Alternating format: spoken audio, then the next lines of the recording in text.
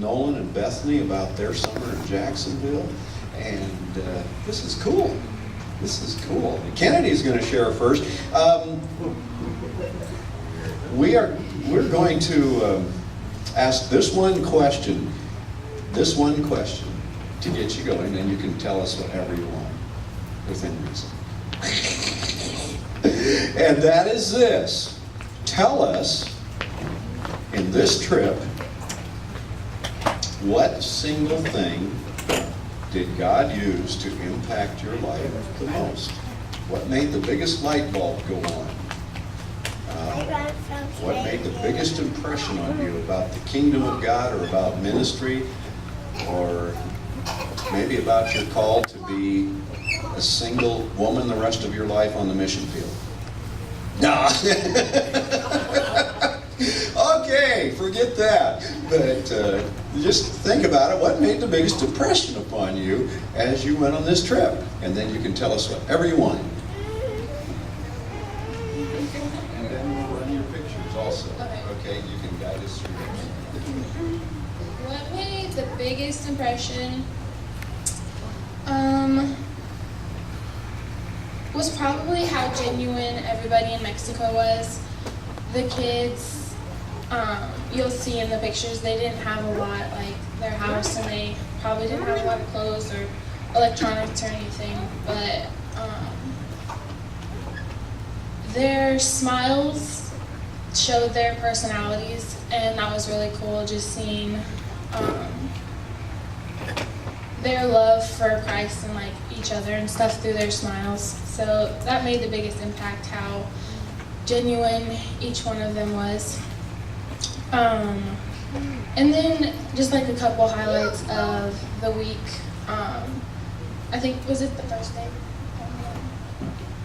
The first day we got there, we got up at like 5 to go climb a mountain. It's called Fish Mountain. And it took us about 30 minutes to hike up it, and when we got up there, we had our own prayer time. We had like 15 minutes, and it was really cool because you got to sit on a rock and look over Chihuahua, and that's where we went. And we just got to look at God's creation and pray and talk to Him, and that was one of the highlights of the week. Then a really cool story, there was a girl that went on the trip with us. Her name was Jacqueline, and she just graduated college, and I think she majored in Spanish, I think. But she told a story how for a little over a year she had been praying and asking God to put someone in her life that she could share the gospel with. And so she said she prayed and she prayed and she prayed, and one day we were at the park right next to the church, and we were playing soccer there, and this lady walked up and like asked who we were and why we were there, and she just told them we're on a mission trip to share the love of Christ. And the lady was Catholic, and she was asking questions, and Jacqueline got to share the gospel. And I just thought that was really cool how she was persistent in asking the Lord, and He provided somebody that she could share with. And yeah, I just thought that was really cool. And then during the VBS, like I said, the kids' smiles. I mean, I couldn't communicate with them because I don't speak Spanish, but I think me and Drea talked about this, and I'm sure she'll talk about it in a minute, but there was a language barrier, but if you just smiled or made a silly face at the kids, or even just said hola to them, they would smile and laugh, and you could be best friends automatically. So to share the love of Christ, you don't have to speak their language, because they can see it through the way you interact with the kids or with each other. And then the last thing, the thing I learned while I was there is I love missions work.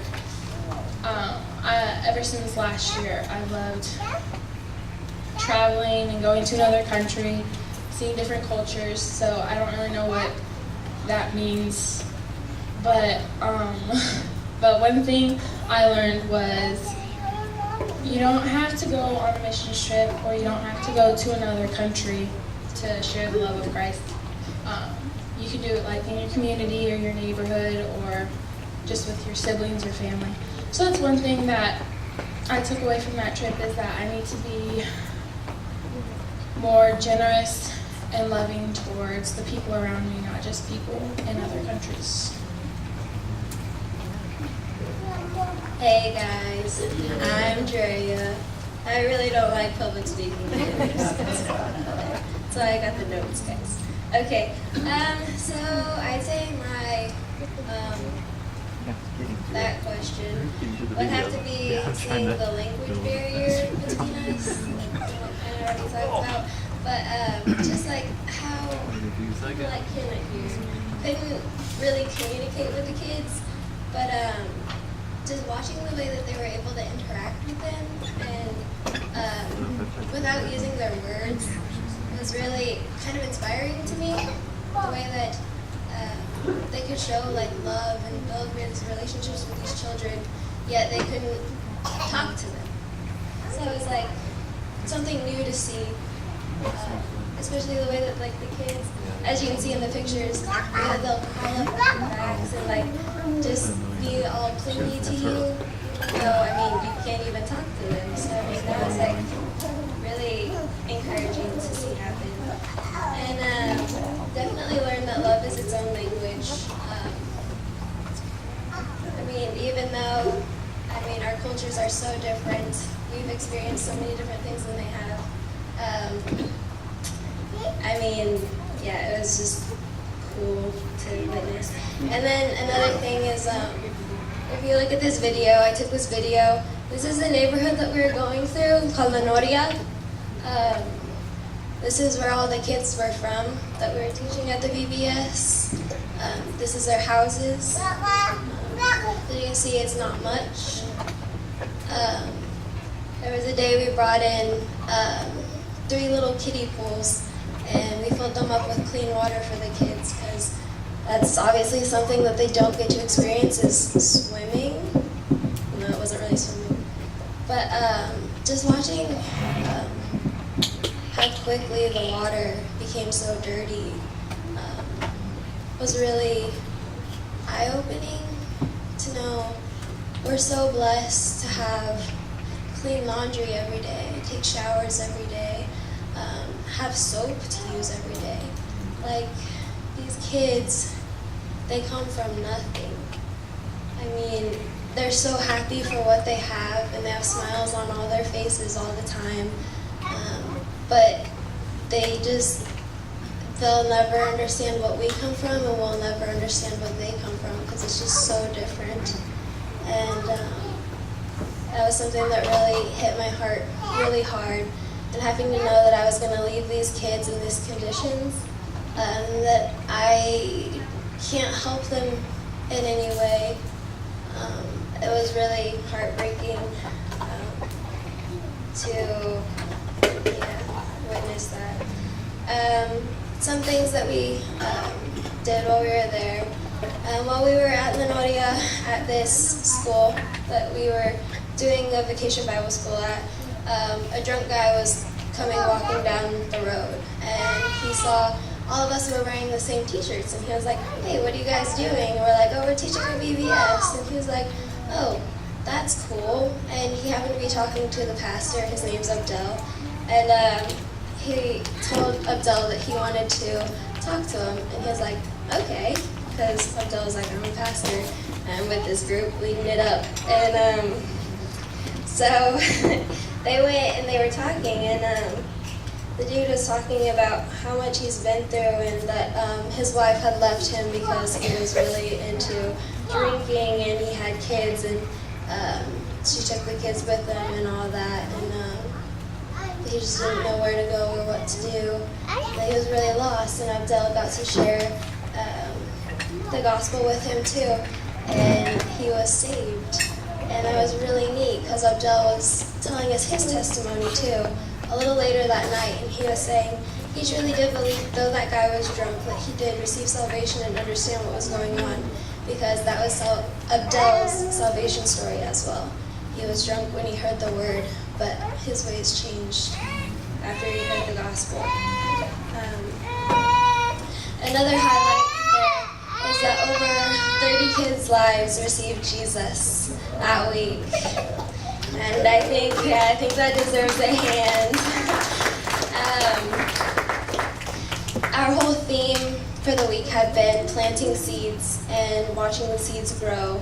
And as you can see, I mean, we're kind of in the desert, but right after those 30 kids' lives were saved, over 30, it began to rain.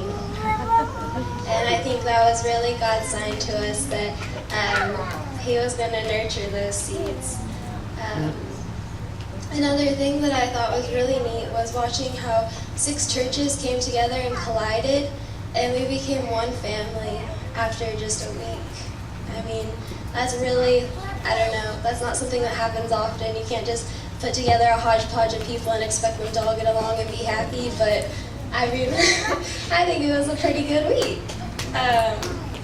So yeah, and then another God thing, we could have actually been in a really bad accident on the way home and been stranded in Mexico, in the middle of nowhere, Mexico.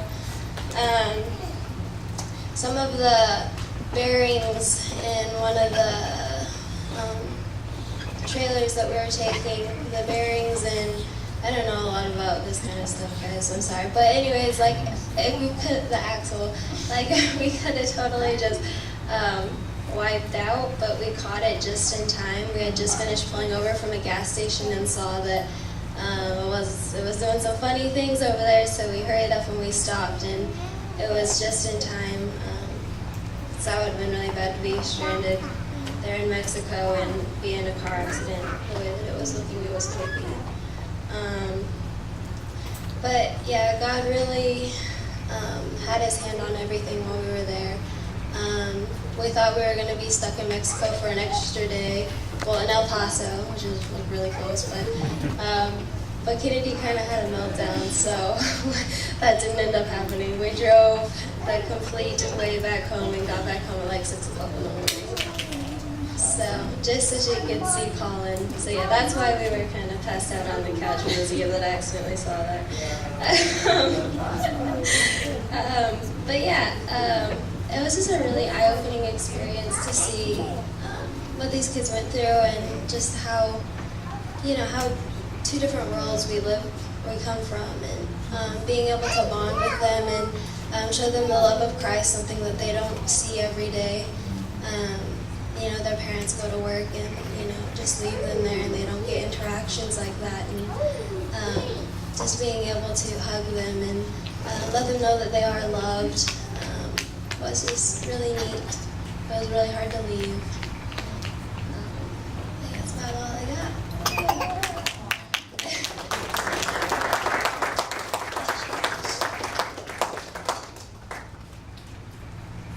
Excellent. Pray with me, please. Father God,